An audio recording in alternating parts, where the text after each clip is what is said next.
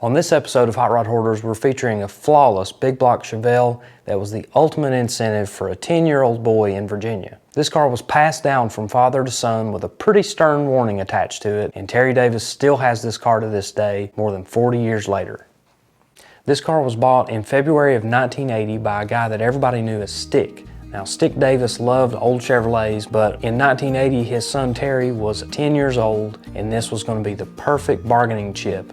He said that his dad told him, "I'll give you the Chevelle if you stay out of trouble and graduate high school, but if you don't, I'll burn the car and make you watch." And when Terry told me that, he assured me that his dad meant business, that he wasn't bluffing, he wasn't just making that up to kind of scare him into acting right, that this was a legitimate statement. You know, there was a lot on the line here because this wasn't just a lightweight gesture, this was a big deal. Stick Davis gave his son this 1966 Chevelle SS 396, Tuxedo Black, bucket seats, black interior, big block 4-speed, 12-bolt, the whole 9 yards. And it worked out pretty well if you ask me, because Terry held up his end of the bargain and his dad held up his end of the bargain, and this created a lifelong obsession with old cars and a lifelong relationship with this particular car. And to rewind just a little bit to 1970, we'll see that Terry's mom is actually pictured here in front of a 1969 Chevelle Super Sport, and you can see that bump on her belly. He was a Chevelle guy before he was even born. So during his preteen years and his teenage years, he's seeing this car, and he knows this car. He knows it inside and out. He is excited because he knows that one day this car could be his if he holds up his end of the bargain. In the meantime, Stick enjoyed this car. And in this picture from 1981, you can see him making a pass at Elk Creek Dragway in Virginia.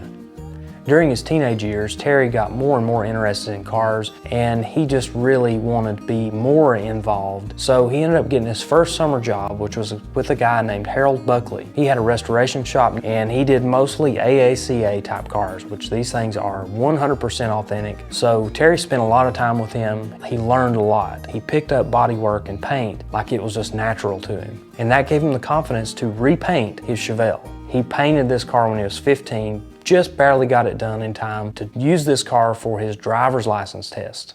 Just imagine the anxiety of taking a driver's license test in a big block 4-speed car with manual brakes, manual steering, and it's got a fresh paint job on it. This is something you're proud of, this is something you're excited about, and you're in the midst of one of the most important days of your life, is getting your driver's license.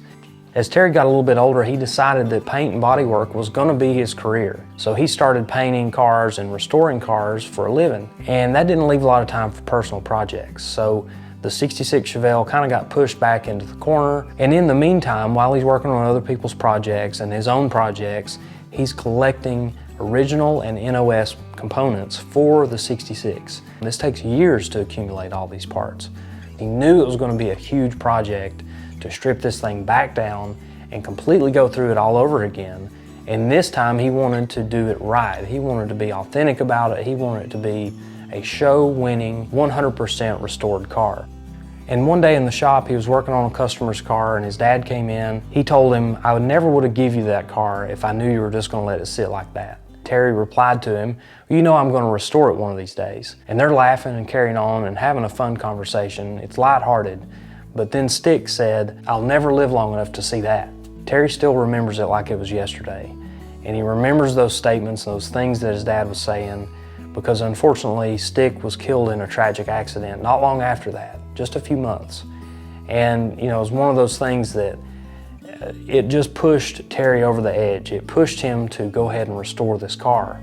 He knew that he needed to do it as a tribute to his dad. He knew the car deserved it.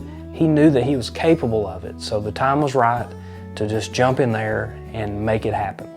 So the car was already partially disassembled, and Terry had the thing blasted, and the metal was clean on this car. No reproduction parts whatsoever.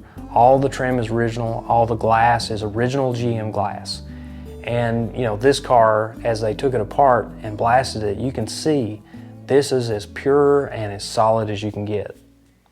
The restoration process involved the body, the interior, the chassis, the engine, transmission. Every piece of this thing was completely gone through.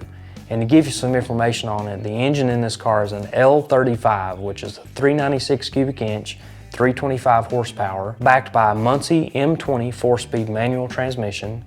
And then the 12-bolt rear end's got 331 gears with posi traction. And as you'll see in these pictures, it's got 14 by 6-inch steel wheels on it with dog dish hubcaps and Redline Firestone tires.